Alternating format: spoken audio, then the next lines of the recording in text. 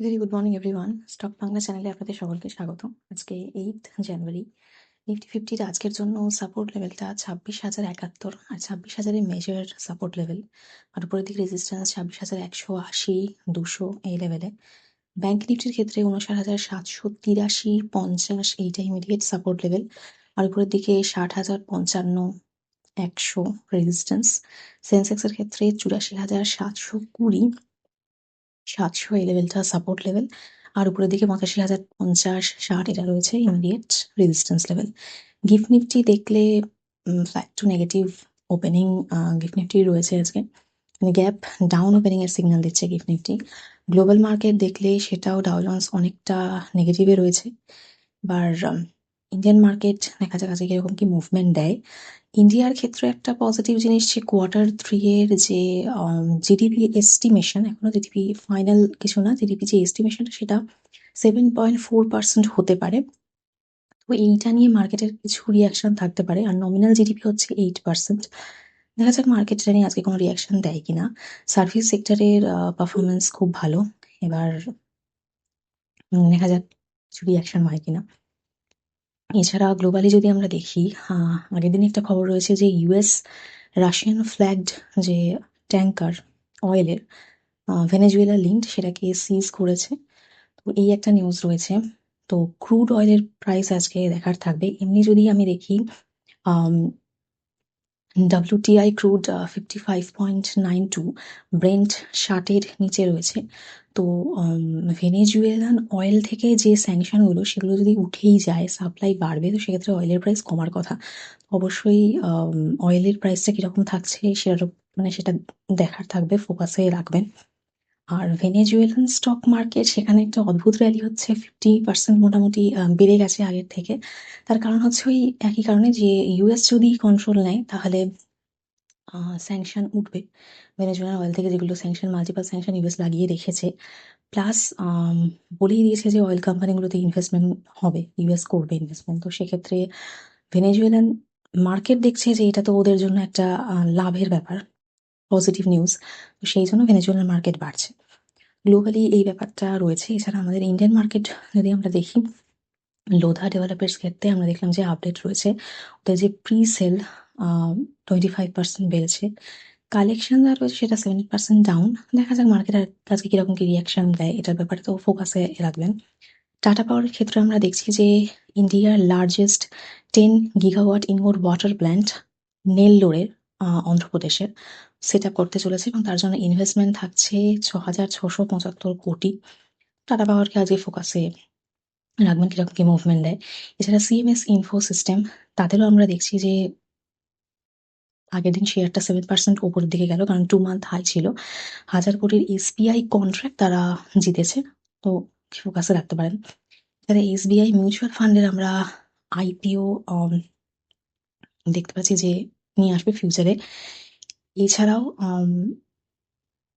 City, JP Morgan, এদের একটা খবর রয়েছে যে এরা এই আইপিওটা থেকে বাইরে যাচ্ছে, ফিস নিয়ে কিছু প্রবলেম রয়েছে, সেই জন্য সিটি আর জেপি মর্গ্যান ওরা বেরিয়ে গেছে এটা থেকে। $1.4 বিলিয়ন ফান্ডসের একটা আইপিও আসছে, কিন্তু বেরিয়ে গেছে আপাতত ওরা। তো এইটা একটা নেগেটিভ নিউজ।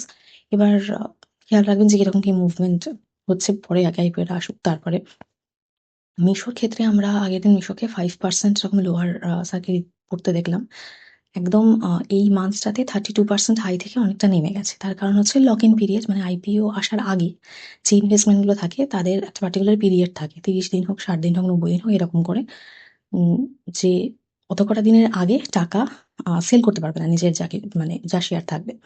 তো সেই লক ইন পিরিয়ডটা শেষ হয়ে গেছে, এক্সপায়ারি হয়ে গেছে, তাই জন্য সেলিং হচ্ছে, সেই জন্য মিশোকে আমরা পড়ে যেতে দেখছি। তো ফোকাসে রাখবেন নেক্সট ডে কতটা কি মুভমেন্ট দেয়। এছাড়া জিএম ব্রেভারিজের ক্ষেত্রে আমরা দেখছি যে Q3 এর ডেটা রয়েছে, ওদের রেজাল্ট বেরিয়েছে। নেট প্রফিট রয়েছে 91% জাম্প রয়েছে নেট প্রফিটে। রেভিনিউ রয়েছে 10.5% আপ। রেজাল্ট ভালো। আজকে কিরকম কি মুভমেন্ট দেয় সেটা দেখার থাকবে, ফোকাস থাকবে। এছাড়া ChatGPTর ক্ষেত্রে একটা কথা যে ওদের যে ট্রাফিক, প্রায় 22% ট্রাফিক ওরা লস করেছে গুগলের জেমিনাই আসার পর, জেমিনাই 3 লঞ্চ হওয়ার পর। এটা একটা নিউজ, আপডেট। এছাড়া এফআইআই সেলিং যদি আমরা দেখি আবার কন্টিনিউ, মাঝখানে একদিন একটা ছোট মতো বাই হলো, তারপরে 1527 কোটি মতো আবার আগের দিন সেলিং হয়েছে। আদানি এন্টারপ্রাইজ নিউজে মানে রয়েছে, সেটা আপনারা ফোকাসে রাখবেন। আদানি এন্টারপ্রাইজের ক্ষেত্রে আমরা দেখছি যে 1000 কোটি বন্ডের যে মানে সেল করে যে ফান্ড রেজিং এর ব্যাপারটা ছিল সেটাকে ক্লোজার দেওয়া হয়েছে, তার কারণ রেসপন্স খুব ভালো। তো রেজিংটা ভালো হয়েছে, আজকে ফোকাসে রাখবেন। এছাড়া অ্যাঞ্জেল ক্ষেত্রে আমরা দেখছি যে অ্যাঞ্জেল ওয়ান বোর্ড 15 জানুয়ারি টাইম দিয়েছে, ওদের একটা মিটিং হবে, সেখানে ওদের স্প্লিট আর ইন্টারিম ডিভিডেন্ড এইটার ব্যাপারে আলোচনা হবে। তারপরে কি হয় না হয় সেটা আমরা পরের দিকে দেখতে পাবো 15 জানুয়ারিতে।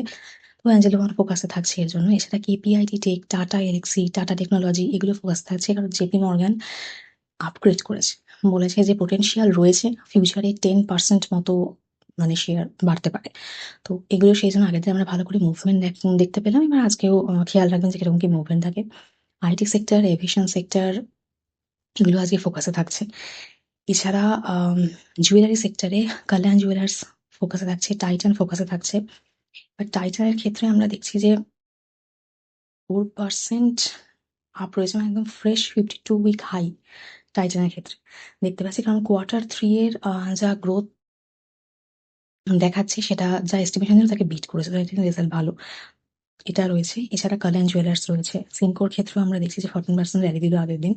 তো এগুলো হচ্ছে, তার কারণ হচ্ছে সোনার, বোঝাতে যাচ্ছে সোনার প্রচন্ড পরিমাণে সোনা র্যালি দিচ্ছে, সেই জন্য এই কোম্পানিগুলোর ইনকাম। তো এদের আপডেটও ভালো, ফোকাসে রাখবেন অবশ্যই যে কিরকম কি মুভমেন্ট হয়। এছাড়া আইইএক্স এর ক্ষেত্রে আমরা যে মার্কেট কাপলিং এর কেসটা দেখছিলাম, সেখানে দেখা যাচ্ছে যে কিছু রিলিফের হতে পারে সম্ভাবনা। তো ফোকাসে রাখতে পারেন নেক্সট কি নিউজ পাওয়া যায়। তো এই রয়েছে আজকে ইন্ডিয়ান মার্কেট। তো ইন্ডিয়ান মার্কেটে এই সেক্টরগুলো আজকে দেখার আছে কিরকম কি মুভমেন্ট দেয়। এছাড়া 26,000 লেভেলটা আজকে major support level. Global market তো অনেকটাই নেগেটিভ, সেইরকম ভাবে এখনকার দিনে সেভাবে প্রেডিক্ট করা যায় না যে গ্লোবাল মার্কেট নেগেটিভ মানে ইন্ডিয়ান মার্কেটও নেগেটিভ হবে, এরকম ভাবে আগে যদিও এটা খুব ফলো হতো, কিন্তু এখন আর সেরকম হয় না। একদমই দেখা যায় যে একই দিনে দুজনে খুব উল্টো রিয়াকশন দিচ্ছে, যে গ্লোবাল মার্কেট খুব ভালো করে ইন্ডিয়া করছে না, বা ইন্ডিয়ান মার্কেট যদি খুব ভালো হয় গ্লোবাল মার্কেট করছে না, তো এরকম একটা ব্যাপার থাকে। আর আজকে দেখা যাচ্ছে 26,000-এর নিচে মানে নেমে যায় কিনা, ওই সাপোর্টটা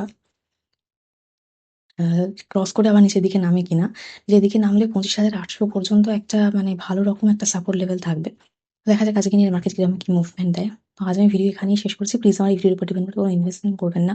আমি কোনো সেভিং রেজিস্টার অ্যানালিস্ট বা অ্যাডভাইজার নই, শুধুমাত্র এডুকেশন পারপাসে ভিডিও করা। দেখা হচ্ছে নেক্সট ভিডিওতে।